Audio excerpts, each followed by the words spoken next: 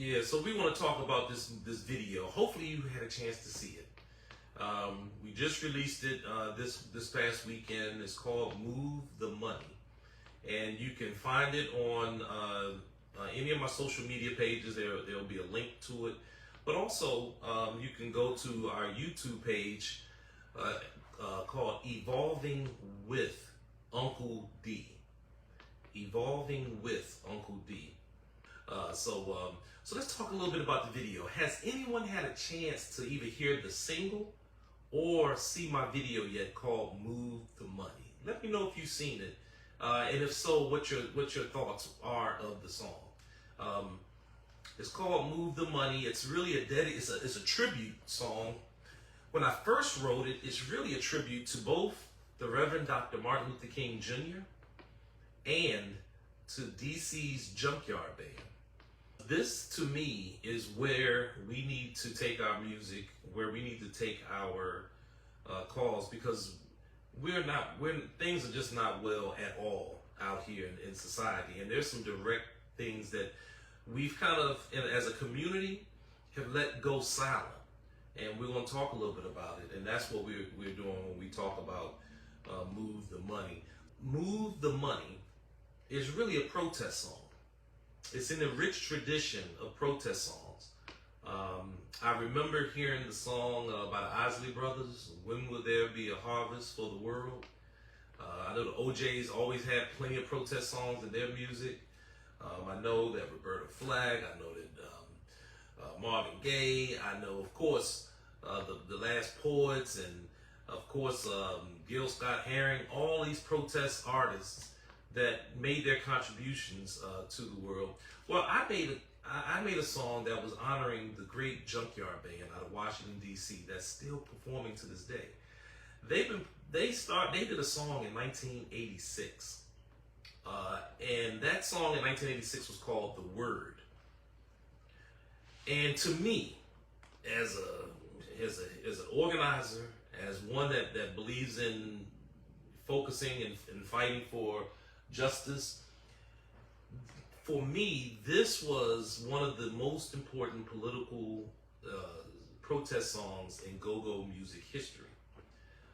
This was a song that focused on Reagan and Reaganomics. So let's just go back to it. They did a song, and if you may remember, it was called W-O-R and a D.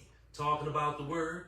We're talking about W-O-R and a D. And they spelled it out. And then they would tell a story.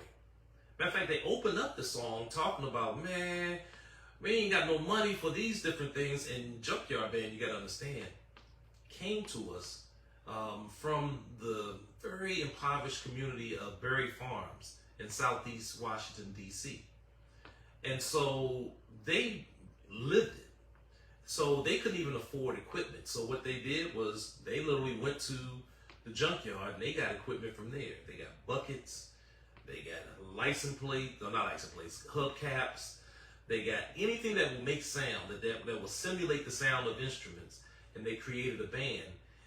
And they were pre-teens and teenagers at the time, which is why my song is geared and catered to pre-teens and teenagers and above. But more, just as importantly, adults and grown-ups as well.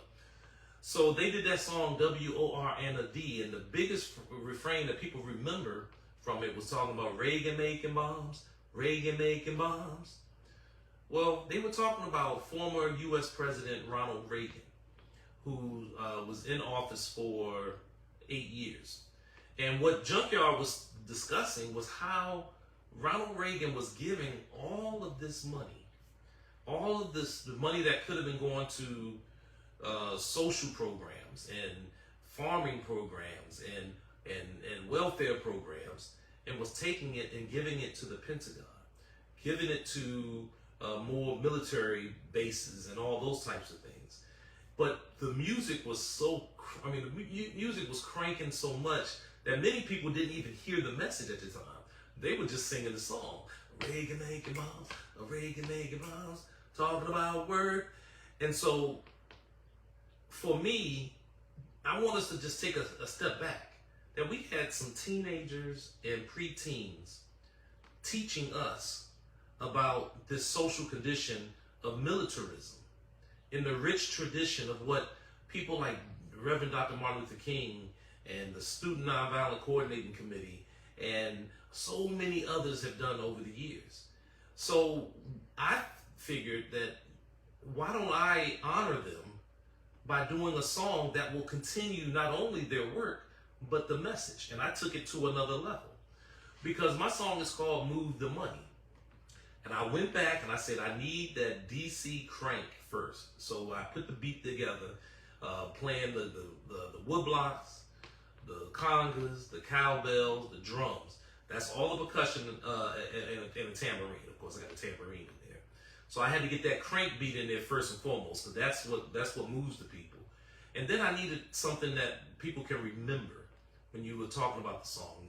And so the main phrase of the song is, move the money, move the money. And we're talking about the fact that right now, despite the fact that there's over 37.9 million people impoverished in the United States, that this nation spent a record $886 billion on its military.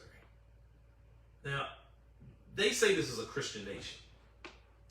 You know, and I've learned a long time ago that you never judge a religion based upon its inheritance, or those who practice it, rather. You know, I would never judge Christianity based upon those who say that they're Christians, because you're going to see a lot of contradictions and you're going to then blame that on the religion. Well, I don't know. The principles may be one thing, but practicing is another.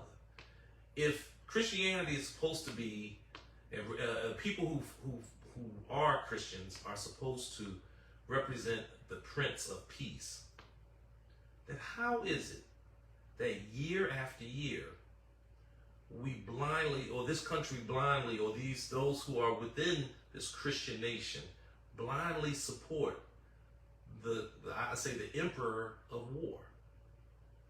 You're supposed to represent the Prince of Peace, but you support the Emperor of War by just blindly allowing both a Democratic and Republican parties to consistently and regularly give more and more money to feed this war machine that nobody wants and that no one cares about.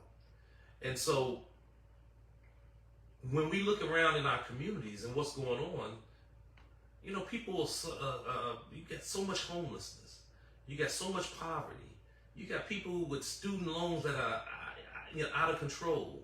People can't afford health care. You can go down the line, just list all the schools. Teachers are leaving. Not enough music and arts in schools, or social, or even programs to keep our children active and engaged in communities. But all that money is being filtered into the military-industrial complex. And so in honor of Junkyard, I did my song, and I started talking about it. I mean, the first verse of my song goes, you got the students, the teachers, the pre-K, the teachers, the student, and I mean, the budgets are cut, so teachers are leaving. The music, the arts, the students, they want it. But just like free lunch, politicians, they cut it. So Congress can give more money for war that makes the rich richer and increasing the poor. So don't you dare laugh, because it's not funny. We have to organize and move the money. So there, I remember, you know, it playing a little bit on what Junkyard did in their song. They began talking a lot about this. They were saying Farmer Brown can't sell his stuff because they say that times are rough. Mr. Reagan won't give him no aid. They said, man, you better sell that stuff. And he said, what's happening? What's the word? Farmer Brown, haven't you heard? It's too many people and it's not too funny. Reagan gave the Pentagon Farmer Brown's money. Man, that was